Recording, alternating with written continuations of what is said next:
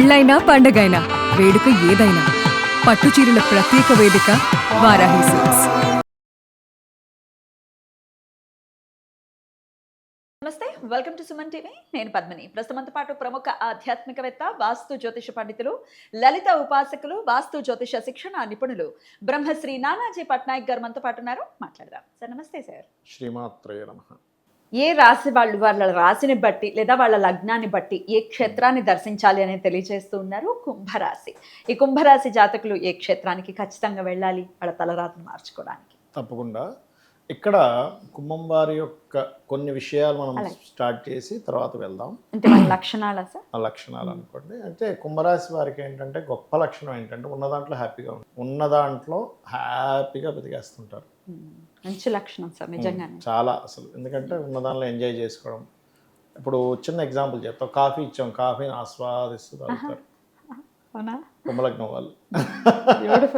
చక్కగా స్నానం చేశారు, ఆస్వాదిస్తూ కూర్చున్నారు, ఆస్వాదిస్తూ ప్రశాంతంగా ఆహా ఎంత ఎంజాయ్ చేస్తున్నాం అన్నట్టు ఉంటారు. అయితే వీళ్ళకి పాపం ఒక 6 సంవత్సరాల నుంచి దాదాపుగా ఎల్లాండ్స్ నడుస్తుంది అనుకోండి. కష్టాలు పడుతున్నా కూడా కష్టాలని లెక్క చేయకుండా అలా వెళ్ళిపోతున్నారంటే కుంభరాశి వాళ్ళు, కుంభలగ్నం వాళ్ళే అని చెప్పుకోవాలి. అయితే వీళ్ళకి ఎక్కువగా అంటే ఆరాధన చేయవలసినటువంటి దేవత ఎవరు అంటే అర్ధనారీశ్వర స్తోత్రం చదవడం, విష్ణు సహస్రనామాలు చేయడం ఎక్కువగా చేయాలి వీళ్ళు. రెండవది కంచి కామాక్షి ఆలయానికి ఎక్కువగా వెళ్తున్నారు వీళ్ళు. కంచి కామాక్షి లేదా మధుర మీనాక్షి కూడా వెళ్ళొచ్చు. అద్భుతంగా పనిచేస్తుంది వీళ్ళకి చెప్పాలంటే. అయితే ఇప్పుడు ప్రజెంట్ ఉన్న గోచారం కూడా ఒక విషయం చెప్తున్నాం కాబట్టి ఇక్కడ 2 మేజర్గా వీళ్ళు ఇక్కడ జాగ్రత్త పడాలి. ఒకటి, నవంబర్ వరకు కుంభలగ్నం వాళ్ళు మ్యారేజ్ సంబంధించిన అంశం జోలికి వెళ్ళకండి. Okay, point number 1. రెండవది, పార్ట్నర్షిప్స్ జోలికి వెళ్ళకండి నవంబర్ వరకు. లగ్న రాహు సప్తమ కేతు గోచారంలో ఉన్నాడు కాబట్టి. ఇంకొకటి, జూన్ 21వ తేదీ వరకు వీళ్ళ కోపము వల్ల ఆకస్మికంగా కొంత నష్టపోతారు. జూన్ 21వ తేదీ వరకు కోప స్వభావాన్ని ఎక్కడా ప్రదర్శించవద్దు, శాంతంగా ఉండాలి. జూన్ 21వ తేదీ వరకే. ఎందుకంటే 3వ స్థానంలో పరాక్రమ స్థానంలో కుజుడు ఉన్నాడుగా. ఏమైపోతుందంటే ఒక్కోసారి చూడండి, చిన్న విషయాలకి మనం గబుక్కుని అగ్రెసివ్ అయిపోతాం. సో 3వ స్థానంలో పరాక్రమంలో ఎప్పుడైతే ఉన్నాడో దీనివల్ల అనవసరంగా మనం చెడ్డైపోతూ ఉంటాం. ఎందుకంటే 3లో ఉన్నటువంటి కుజుడు 6వ భావాన్ని చూస్తాడు, శత్రుత్వాలు పెరుగుతాయి. మరి ఇంతకాలం చేసి ఏమిటిది మనకి ఎలా ఉంటుందంటే, మనం ఎంత మంచి చేసినా, ఎంత వాళ్ళకి ఎన్ని సపోర్ట్ చేసినా ఒక్క కోపం చాలు, ఒక్క గొడవ చాలు మొత్తం కట్టయిపోవడానికి. తన కోపమే తన శత్రువు. ఇప్పుడు 2 లవర్స్ ఉంటారు, కొన్ని సంవత్సరాల తరబడి ప్రేమించుకుంటారు, ఒక గొడవ వచ్చి 2 విడిపోతారు. మరి ఇన్ని సంవత్సరాల పరిస్థితి ప్రేమించుకున్నది ఏంటి?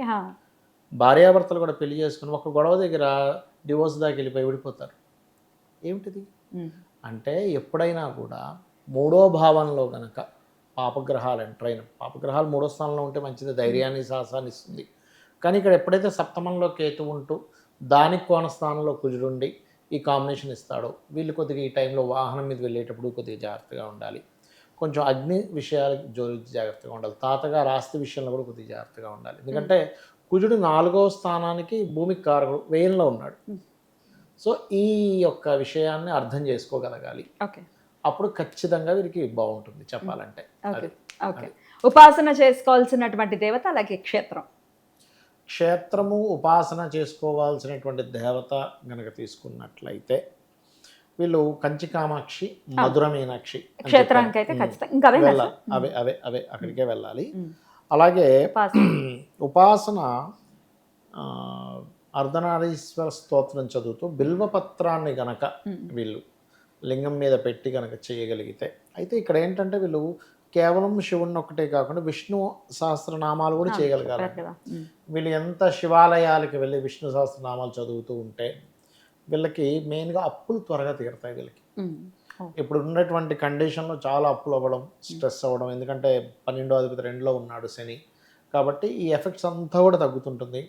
ఓం అపర్ణాయ నమః అనే మంత్రం కూడా వీళ్ళకి, ఎందుకంటే వీళ్ళు ఎంత ఎంజాయ్గా ఉంటారో, వీళ్ళకి పంచమాధిపతి బుధుడైనందుకు అంత చక్కగా వీళ్ళకి తెలివితేటలు కూడా ఉంటాయి చెప్పాలంటే.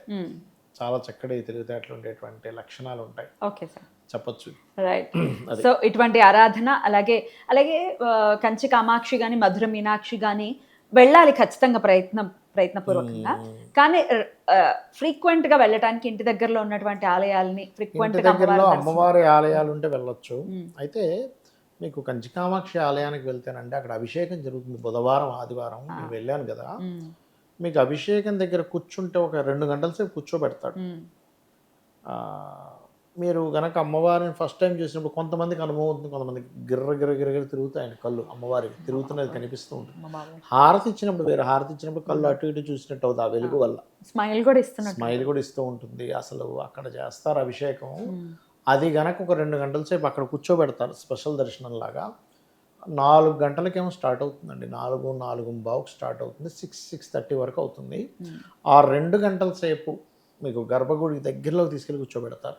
చూడొచ్చు కళ్ళ. 100 మంది దాకా ఇస్తారు అక్కడ ఆ పర్మిషన్, ఆ పర్టికులర్గా దానికి ఫీజు అది కడతాయి. మీరు అది చూస్తే ఇంకా నాకు ఇంకా జీవితంలో ఏం అక్కర్లేదు, ఎంత బాగుంటుందో అసలు. మనసు ఆ అభిషేకం ఒక్కొక్క పదార్థంతో చేస్తుంటారు, పసుపుతోని, గంధంతోని, పాలతోని. సగం పోస్తాడు ఒకసారి, సగం ఇలా, సగం అంతా ఇక్కడంతా కూడా పసుపు నీళ్ళు వెళ్తుంటాయి, ఇక్కడంతా కూడా పాల నీళ్ళు వెళ్తుంటాయి, లేదా కుంకుమ వెళ్తుంటుంది. అసలు గడవద్దు అసలు. ఒక్కసారైనా అలా దర్శనం చేసుకోవాలి వెళ్ళి కుంభరాశి వాళ్ళు. అద్భుతం వాళ్ళు అసలు. దాని తర్వాత ప్రసాదం చాలా చక్కగా ఉంటుందండి. అక్కడికి చాలామంది పౌర్ణమి రోజు వెళ్తారు. పౌర్ణమి రోజు అక్కడ అమ్మవారు రాత్రి సమయం అక్కడ ఉంటారండి. పౌర్ణమి రోజు చాలామంది ఆ చుట్టూ అక్కడే కూర్చుంటారు ప్రాంగణంలో. అమ్మవారు వచ్చి మీకేంటి సమస్య అన్నట్టుగా అడిగినట్టుగా అనిపించి వాళ్ళ సమస్య తీర్చి వెళ్ళిపోతుంది పౌర్ణమి రోజు కనుక ఉంటే. అక్కడ పౌర్ణమి చాలా ఇది అక్కడ కంచికామాక్షి. అద్భుతం సార్, అద్భుతం. చాలా చక్కటి విషయాన్ని తెలియజేశారు సార్. ఇది డెఫినెట్గా కుంభరాశి వారికి ఉపయోగపడుతుంది. ఖచ్చితంగా ప్రయత్నపూర్వకంగా అమ్మవారి దర్శనాన్ని చేసుకుని టైంని వీళ్ళ చేతుల్లోనే ఉంది, మార్చుకుంటారని ఈ సందర్భంగా మనవి చేస్తూ నెక్స్ట్ వీడియోలో మీన రాశి గురించి తెలుసుకుందాం. థ్యాంక్ యూ సార్, నమస్తే. శ్రీమాత్రే నమః.